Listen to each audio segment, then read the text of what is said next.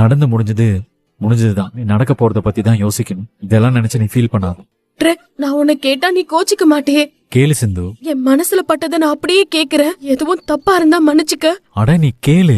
ஒருவேளை அன்னபூர்ணி அத்தைக்கு என் மேல இருக்கிற கோபம் குறையவே இல்ல, அவங்க என்ன கடைசி வரைக்கும் மருமகளா ஏத்துக்கலன்னா முடிவு என்ன? அவங்க உன்னை மருமகளா ஏத்துக்கிற வரைக்கும் நம்ம வெயிட் பண்ணி தான் ஆகணும். அதுதான் என் முடிவு. இல்ல, அதுக்கு முன்னாடி அன்னபூர்ணி அத்தை ஸ்னேகாவை உன்னைய கட்டிக்க சொல்லி வற்புறுத்தினானா நீ அவளை கல்யாணம் பண்ணிப்பியா? அன்னபூர்ணி அத்தை எது சொன்னாலும் நீ மறுக்க மாட்டேன்னு எனக்கு தெரியும். ஸ்னேகாவை கல்யாணம் பண்ணிதே ஆகணும்னு அவங்க உன்னை வற்புறுத்தினானா முடிவு என்ன? நீ அந்த ஸ்னேகாவை ஏத்துக்குவியா? எனக்காக நீ அந்த ஸ்னேகாவை கல்யாணம் பண்ண மாட்டேன்னு சொல்லுவியா? ஏன் டாக்டர், ஏன் யோசிக்கிற? சொல்லு. நீ அந்த ஸ்னேகாவை கல்யாணம் பண்ணிக்க மாட்டேன்னு தானே சொல்லுவ? அவன் எப்படி சொல்லுவான்? இவன் ஸ்னேகாவை கல்யாணம் பண்ணிக்கிறேன்னு தான் சொல்லுவான். அதுல உனக்கு எந்த சந்தேகமும் வேண்டாம். அன்னபூர்ணி அக்கா சொன்னா அந்த கடவுளே சொன்ன மாதிரி அவங்க என்ன சொன்னாலும் அவன் அதை தான் செய்வான்.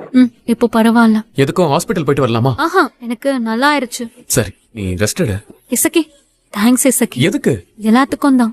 அப்படி என்ன பண்ணிட்டேன்னு நீ எனக்கு தேங்க்ஸ் சொல்ற? கூட அருவருப்பே இல்லாம என் வாமிட்ட கையில வாங்கின. அதுக்கெல்லாம் ஒரு மனசு வேணும்ல. இல்லாம என்ன இவ்ளோ அக்கறையா பாத்துக்க. நீ என்னோட அக்கா மக காயத்ரி. சின்ன வயசுல இருந்து நான் உன்னோடவே வளர்ந்தவன். நான் உன்னை பாத்துக்கலன்னா எப்படி? ஆரம்பத்துல உன்னை பத்தி நான் தப்பா நினைச்சிட்டேன். சாரி. செழியனை என் கூட சேர்த்து வைக்கிறேன்னு சொன்னதுக்கு அப்புறம் தான் உன் நல்ல மனச நான் புரிஞ்சுக்கிட்டேன். நீ என்னைக்கும் ஒரு நல்ல ஃப்ரெண்டா இருக்கணும். ஓ, நான் உனக்கு ஃப்ரெண்டா இருக்கணும்? அந்த செலிய உனக்கு ஹஸ்பண்டா இருக்கணும். அவன் உயிரோட இருந்தா தானே உனக்கு ஹஸ்பண்டா இருப்பான். என்ன யோசிக்கிற இசக்கி? ஃப்ரெண்ட் என்ன, அதுக்கு மேலேயும் நான் உனக்கு இருப்பேன். சரி, ரெஸ்ட் எடு. என்ன சிந்து, என்ன யோசிச்சுட்டு இருக்க?